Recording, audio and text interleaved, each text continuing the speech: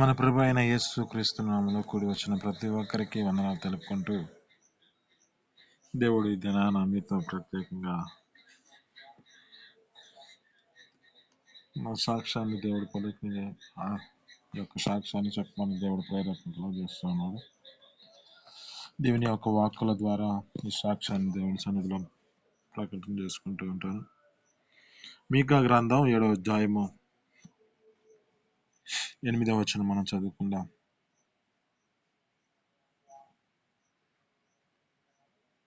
మీకా గ్రంథం 7వ అధ్యాయము 8వ వచనం.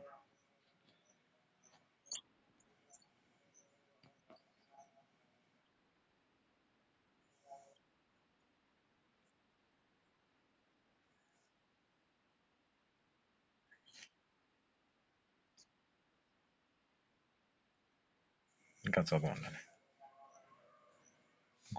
9వ వచనం కూడా చదవండి.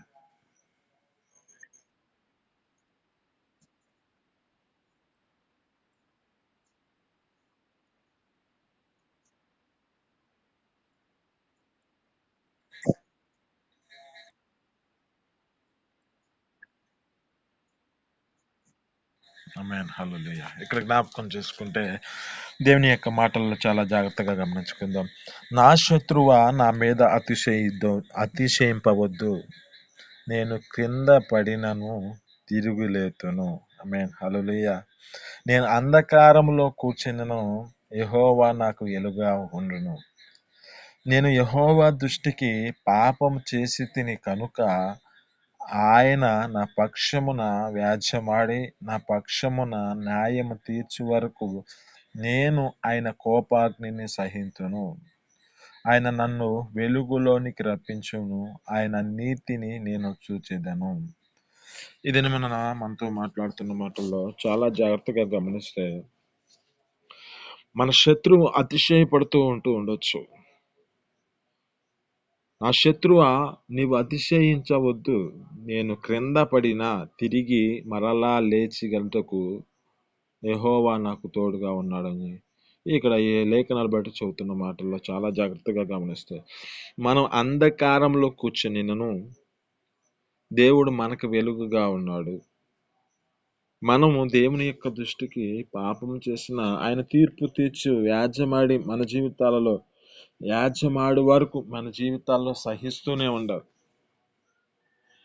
ఇప్పుడు పరిస్థితిని బట్టి శత్రువుల చేతికి అప్పగించబడే పరిస్థితి ఉంటుంది. కానీ ఆయన నీకిచ్చిన కోపాగ్ని నువ్వు ఆ యొక్క సహించు వరకు నీ జీవితాన్ని జాగ్రత్తగా కాపాడుకుంటే ఆయన వెలుగుని నువ్వు చూస్తావు, ఆయన నీతిని నువ్వు చూస్తావు. ఇది మన మీతో మాట్లాడుతున్న మాటల్లో జ్ఞాపకం చేసుకుంటే ఇది నా యొక్క సాక్ష్యమును మీతో ఈ యొక్క మాటలను వివరిస్తూ ఉంటాను. మీతో జ్ఞాపకం చేసుకోండి. ఒక దినాన దేవుని యొక్క మందిరంకి వెళ్తున్నప్పుడు ఆదివారం దినమున ఈ యొక్క గ్రామం నుంచి ఒక 10 కిలోమీటర్ల దూరం ఉంటుంది ఆ యొక్క సిరిపుర గ్రామం అని. ఆ ప్రాంతానికి దేవుని యొక్క మాటలను ప్రకటన చేయడానికే బయలుదేరుతూ ఉన్న సమయం నేను, పాస్టర్ గారి యొక్క కుమారుడు, నేను అలాగనే మా మమ్మీ ఇలా మేము ముగ్గురు వెళ్తూ ఉన్నాము. ఆటోలో వెళ్తున్నప్పుడు ఒక ఊరు దాటేసాం. ఒక 5 కిలోమీటర్లది ఊరు దాటేసాం. అప్పుడే ఆ ఊర్లోకి ఎంటర్ అయ్యి అక్కడ నుంచి జ్ఞాపకం చేసుకుంటే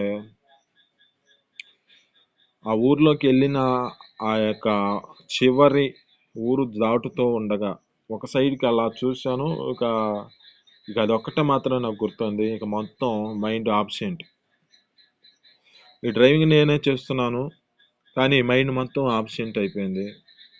1 కిలోమీటర్ దూరం అంతే బండి వెళ్ళిపోయింది. రోడ్డు మీద వెళ్ళిపోతూ ఉంది.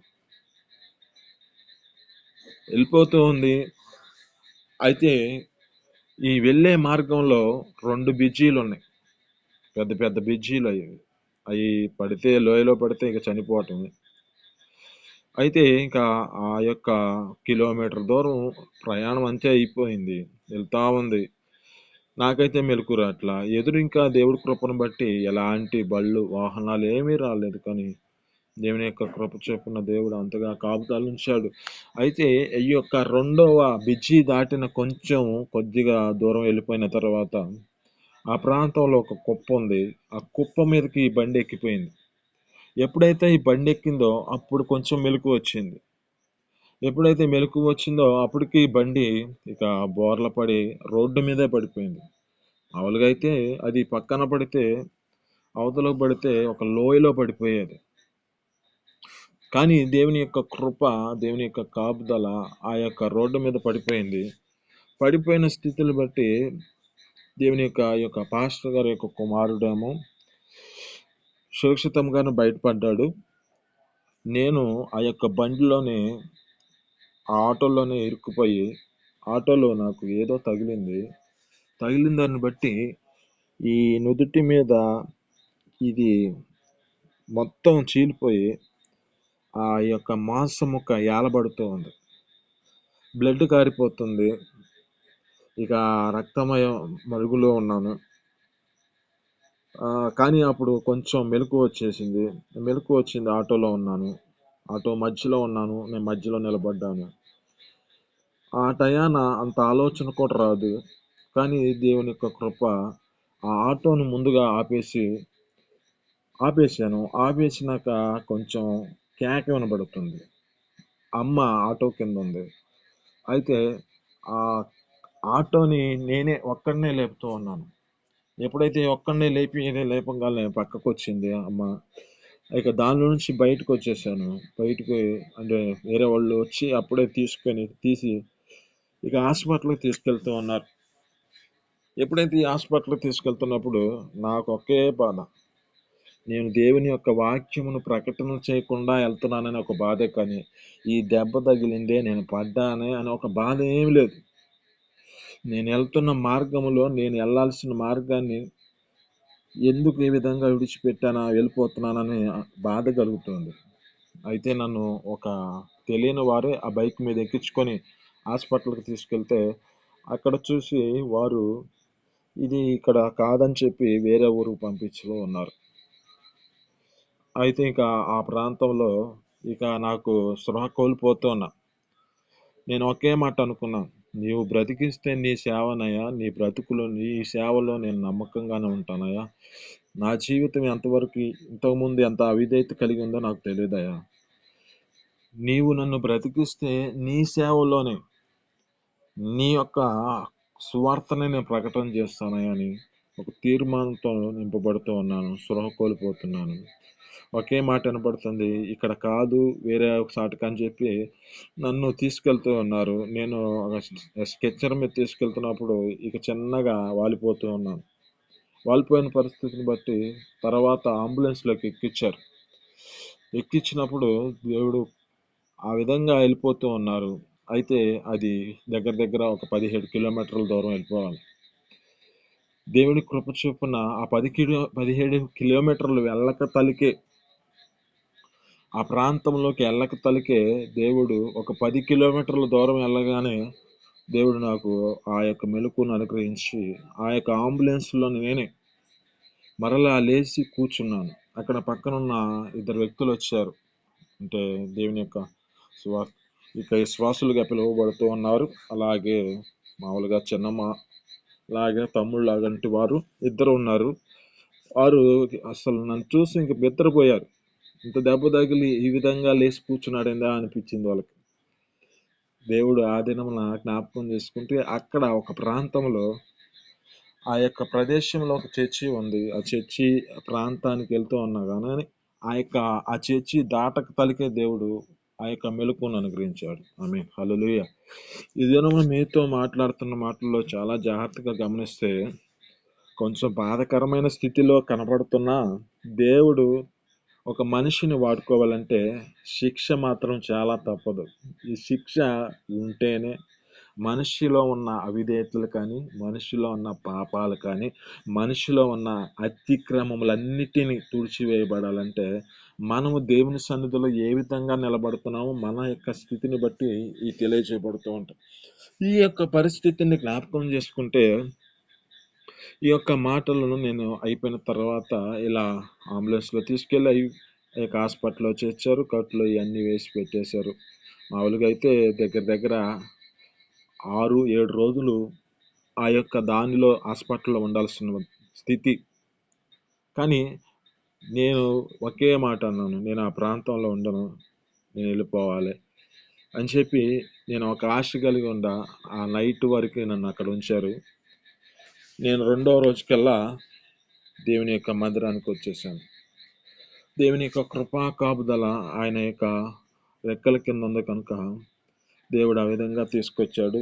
అయితే ఈ యొక్క మాటలను బట్టి నాకు తెలిసిన నేను ట్రైనింగ్ చేసిన యొక్క దైవ సేవకులు ఉన్నారు, ఆ ప్రాంతంలో ఉన్నారు. వారు నాతో పాటు ట్రైనింగ్ చేసిన వ్యక్తులు ఉన్నారు.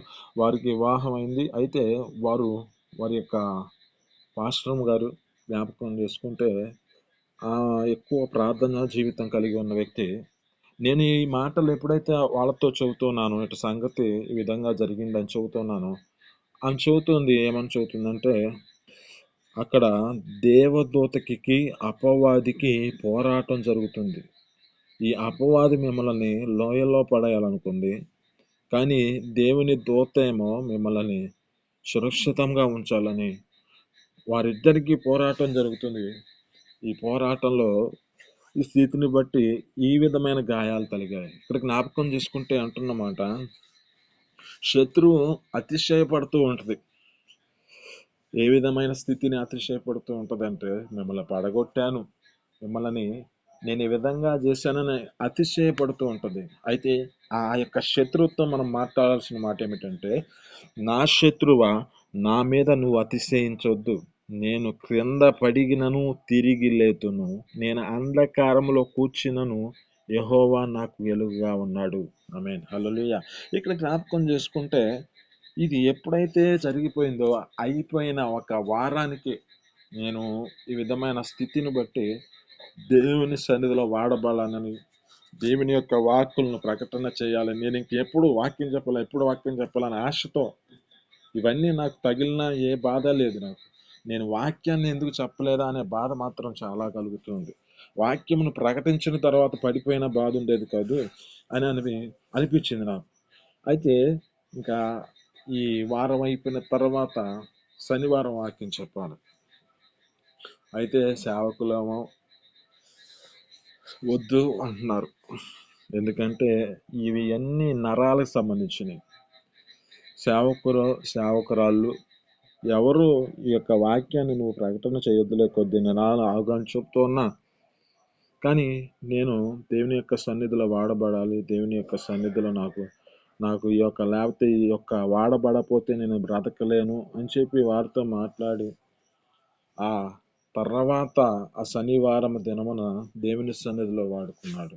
అప్పటి నుంచి దేవుని యొక్క సన్నిధిలో దేవుడు బలము కొలది, దేవుని యొక్క శక్తి కొలది నన్ను ఆయన సేవలో వాడుకుంటూనే ఉన్నాడు. ఇంతవరకు ఎప్పుడు ఏ పరిస్థితుల్లో నాకు ఎలాంటి స్థితిని కలగ చేయకుండా దేవుడు రక్షించుకుంటూ తన యొక్క సాక్షిగా నిలబెట్టుకుంటున్నాడు. ఇక్కడ జ్ఞాపకం చేసుకుంటే, మీతో ఈ యొక్క సాక్ష్యాన్ని ఎందుకు దేవుడు ఈ దినాన పలకాలని ఆశ కలిగి ఉన్నాడు. ఈ మాటలు చెప్పమని దేవుడు నన్ను ప్రేరేపణ కలుగ చేశాడు. ఇక్కడ జ్ఞాపకం చేసుకుంటే, ప్రతి మనిషి జ్ఞాపకం చేసుకుంటే ఏదో ఒక లోపాన్ని కలిగి ఉంటాడు. సేవకులనే కాదు, కానీ ఎవరైనాను. ఇక్కడ నా జీవితంలో ఏ అవిధేయతను కలిగి ఉన్నానో అని దేవుని యొక్క ఎదుట నేను ఒప్పుకొని, అయ్యా నా జీవితాన్ని సరిచేసి నీ సన్నిధిలో బలముగా వాడుకోయా అని ఎప్పుడైతే నేను దేవుని సన్నిధికి అప్పగించుకున్నానో, దేవుడు గొప్ప అద్భుతాలను దేవుడు నా ద్వారా చేసుకుంటూ దేవుని యొక్క సేవలో దేవుడు కృప చొప్పున ఈ యొక్క సేవలో భారం కలిగి దేవుని యొక్క సన్నిధిలో వాడుకుంటూనే ఉన్నాడు. ఇక్కడ జ్ఞాపకం చేసుకుంటే, ఇక్కడ అంటున్న మాటలో చాలా జాగ్రత్తగా గమనిస్తే, శత్రువు అతిశయపడుతున్న శత్రుత్వం ఒక మాట అనాలి. ఇక్కడ కీర్తనలు 118 అధ్యాయము 12వ వచనం మనం చదువుకుంటే ఇక్కడ ఒక మాట ఉంటుంది, నేను చావను, సజీవుడనై యెహోవా క్రియలను వివరించెదను. యెహోవా నన్ను కఠినముగా శిక్షించను గాని ఆయన నన్ను మరణానికి అప్పగించలేదు. ఆమేన్. హల్లెలూయా. ఇక్కడ జ్ఞాపకం చేసుకుంటే చాలా జాగ్రత్తగా ఈ మాట చాలా జాగ్రత్తగా ఉంటే నాకు ఈ యొక్క బైబిల్‌లో ఇష్టమైన మాట. ఈ యొక్క మాటను నేను చాలా సార్లు దీనిని జ్ఞాపకం చేసుకుంటూ నా జీవితాన్ని నేను అప్పుడప్పుడు దాన్ని వివరించుకుంటూ నా జీవితాన్ని ఏ విధంగా నన్ను బ్రతికించింది ఎందుకా అని అనిపిస్తూ ఉండిద్ది. నేను చావను, సజీవుడనై యెహోవా క్రియలను వివరించెదను. యెహోవా నన్ను కఠినముగా శిక్షించును గాని మరణమునకు అప్పగించలేదు. మన జీవితాలలో కఠినంగా శిక్షిస్తూ ఉన్నాడన్న ఈ కఠినమైన శిక్షణ మనకెందుకు అంటే మన జీవితాలలో ఉన్న ఈ యొక్క చీకటి సంబంధమైన క్రియలన్నిటినీ, లోక సంబంధమైన క్రియలన్నిటినీ విడిచిపెట్టుకోవడానికై ఈ ఆ యొక్క జీవితాన్ని మన జీవితాల్లో తొలగించుకొని మనము నీతిలో అణుచుకోవాలని, నీతిలో నడుచుకోవాలని, ఆ యొక్క వెలుగులోనికి నడిపించబడాలని దేవుని యొక్క ఉద్దేశము. ఆ యొక్క ఉద్దేశాలను మనం నెరవేర్చబడడానికై మనలో ఉన్న ప్రతి లోపాన్ని సరిచేయడానికై ఆయన శిక్షిస్తూ ఉంటాడు. తండ్రి శిక్షించని కుమారుడు ఎవరు? ప్రతి కుమారుని ఆయన శిక్షిస్తాడు. ఇక్కడ జ్ఞాపకం చేసుకుంటే ఇష్టమైన కుమారుని శిక్షించాడంటే అతడు జ్ఞాపకం చేసుకుంటే ఏమంటుందంటే జ్ఞానము కలిగిన ఈ యొక్క తండ్రి తన యొక్క కుమారుడు జ్ఞానము కలిగిన తండ్రి తనను శిక్షించినప్పుడు అతడు ఏం చేస్తాడంటే వారికి మంచి పేరు తెచ్చినట్లుగా, వారి హృదయంలో సంతోషకరమైన స్థితిని తెచ్చినట్లుగా ఆ వ్యక్తి చేస్తాడు. ఇప్పుడు అంతే కదా, ఒక మనిషి ఆ యొక్క కుమారుడు తన మాట వింటలేదంటే ఒక దెబ్బ కొట్టి తనను మార్గములో నడిపించబడినట్లుగా మన జీవితాలను కూడా మన స్థితిని బట్టి కూడా ఆయన శిక్షిస్తున్నాడంటే మనలో ఏదో ఒక లోపం ఉండుద్ది, ఏదో ఒక లోపాన్ని మనం సరిచేసుకోవాలని మనతో మాట్లాడుతూ ఉంటాడు. ఇది మనం మీతో మాట్లాడుతున్న మాటలను బట్టి కూడా దేవుని యొక్క సన్నిధిలో మాట్లాడుతున్న మాటల్లో చాలా జాగ్రత్తగా గమనిస్తే మనము ఇక్కడ మనతో పాటు ఆయన వ్యాజ్యమాడి ఆయన కోపాగ్ని సహించి ఆయన నాకు న్యాయం తీర్చే వరకు ఆయన కోపాగ్నిని సహిస్తాను, ఆయన నన్ను వెలుగులోనికి పిలుచుకుంటాడు, ఆయన నీతిని నేను చూస్తానని ఒక నిరీక్షణతో నీవు దేవుని సన్నిధిలో కొనసాగించబడు. ఈ దినమున నువ్వు ఎలా ఉన్నావో, నీ స్థితిని బట్టి నీలో ఏ అవిధేయతలు ఉన్నాయో, నీ యొక్క స్థితిని బట్టి నిన్ను దేవుడు ఎందుకు ఈ విధంగా శిక్షిస్తూ ఉన్నాడు, నీ జీవితంలో ఏ మార్పు కావాలని దేవుని యొక్క ఉద్దేశమై ఉన్నదో దేవుని సన్నిధిలో నీ జీవితాన్ని అప్పగించుకో. ఈ మాటలో మీ వెనుకలో దీవించి ఫలించును గాక. చిన్ని ప్రార్థన చేసుకుందామండి. పరిశుద్ధుడా, జీవాధిపతి, ఆశ్చర్యకరుడా, మహోన్నతుడా, నీకు స్తోత్రాలు తండ్రి. మీ అపారమైన ప్రేమ చేత నా తండ్రి మీ అనాది ప్రణాళికలో ఏర్పరచుకున్న స్వాస్యముగా పిలువబడుతున్న మా జీవితాల్లో మీరు ఇచ్చిన భాగ్యాన్ని బట్టి నీ స్తోత్రాలు తండ్రి. నా శత్రువా, నీవు అతిశయపడవద్దు, నేను క్రింద పడినను లేచిదనని అయ్యా ఎంతగా నా తండ్రి మాకు తెలియజేస్తున్న మాటలను బట్టి నీ స్తోత్రాలు తండ్రి. యెహోవా నన్ను కఠినముగా శిక్షించును కానీ మరణానికి అప్పగించలేదు అంటున్నావు నా తండ్రి. నేను చావను, సజీవుడనై నీ క్రియలను వివరించినట్లుగా మా జీవితాలలో మీరు ఇచ్చిన అవకాశం బట్టి నీకు స్తోత్రాలు తండ్రి. కృపతో జ్ఞాపకం చేసుకోండి అయ్యా. అట్టి జీవితానిగా మేము నడిపించబడినట్లుగా కృప చూపించండి. నీ నీతిలో నీ యొక్క నీతిని మేము చూచినట్లుగా, నీ వెలుగులో మా జీవితాల్లో నడిపించబడినట్లుగా మీ కృప చూపించి మీ సన్నిధిలో సహాయం చేయమని యేసు పరిశుద్ధ నామములో పొందుకొని చేస్తున్నాను తండ్రి. ఆమేన్.